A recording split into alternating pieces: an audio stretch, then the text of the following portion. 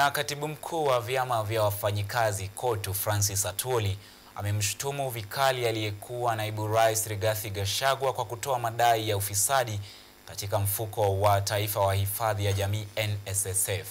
Katika taarifa kwa vyombo vya habari aliyoitoa hii leo, Atwoli amesema kwamba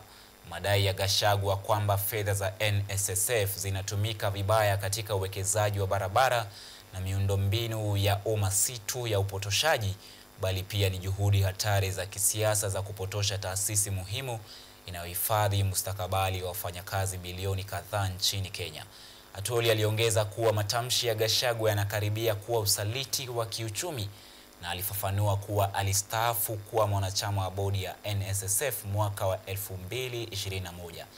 Aidha, KOTU imekanusha vikali madai kwamba ilihusika katika kuandaa kanuni za nyumba za bei nafuu, huku kukiwa na wasiwasi unaozidi kuhusu uwezekano wa fedha zinazokusanywa kutoka kwa wafanyakazi wa Kenya kupitia michango ya nyumba za bei nafuu kutumika vibaya.